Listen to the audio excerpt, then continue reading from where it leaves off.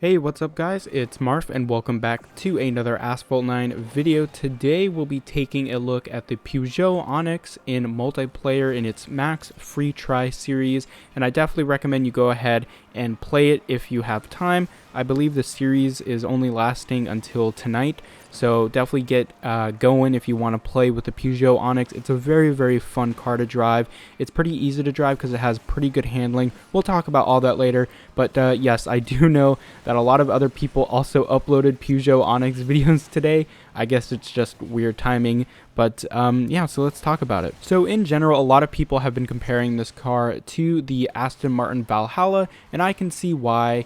It has mediocre nitro efficiency, really good handling, decent acceleration, and pretty normal top speed for Class A. And so what you're going to notice is in multiplayer, this is pretty easy to drive. Obviously, you're also driving against a bunch of other Peugeot Onyxes, so it's not like we really have too good of a comparison, but the stats don't really lie. It's going to be a pretty good car for multiplayer. It's going to be a good car for you to grind out through Platinum League if you choose to use it.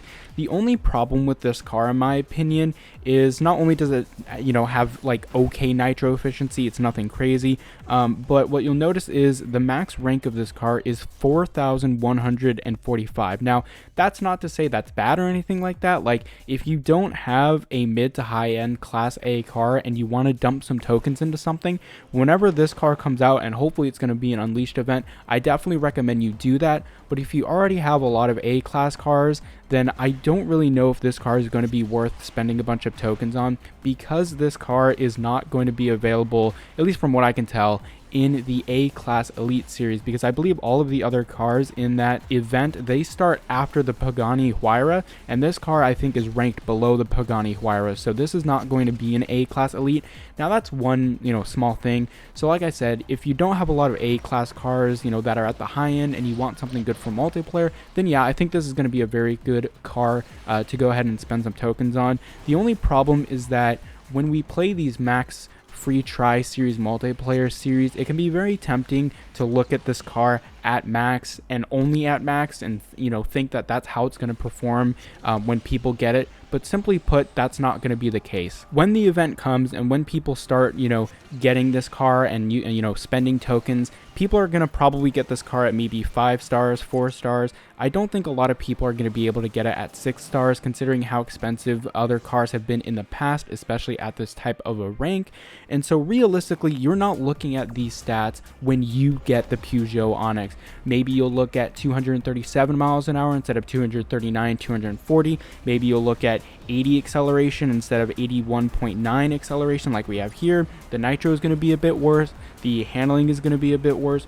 So keep that in mind before you dump your tokens into this car. I think it's good to have a realistic expectation of what you're going to get when you spend tokens. So just keep that in mind. I think a lot of people look at these cars when we have those free try series as, they look at the stats and they say, all right, cool, that's the type of car this is. When simply put, when they get the car, it's going to be very different, and it might not be good to spend your tokens on this, especially like I said, if you already have a bunch of other A-class cars and you're not going to be able to completely max out this car. But again, that's not to take away that this car is really good. It does perform very well, and it's just simply fun to drive. There's a lot of cars in this game that feel just difficult to drive, and you get frustrated because you have to nail every corner perfectly. You have to make sure your handling is on point.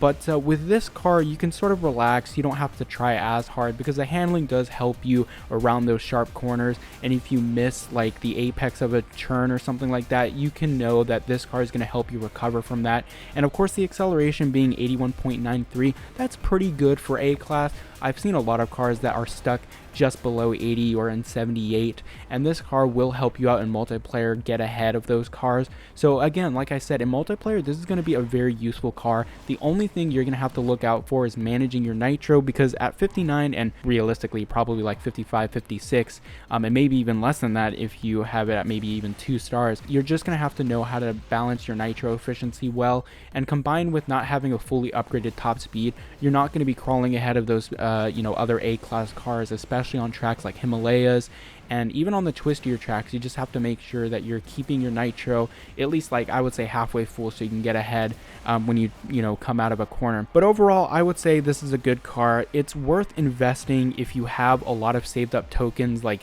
you've been saving up for the Drive Syndicate and the Bugatti Divo, but then of course, barely anyone could get into those events anyway. And if you're looking for a good A-class car, I think this is definitely going to be a really good one to go ahead and get. But if you already have like a Huayra, maybe you have the F8 Tributo, you have a couple other A-class cars at decent ranks, I don't think spending your tokens on this is going to be a very good idea. Now, hopefully this is going to come out in an Unleashed event, so most likely you'll have probably half the blueprints you'll need to unlock it just through the event itself. That's what I found most people got, especially with the Jaguar CX-75. I got like 25 out of 50 blueprints from that event, and so getting 2 or 3 stars for this car is not the most unreasonable thing, but just keep in mind your stats when you get this car are not going to be as good as they are in this multiplayer series.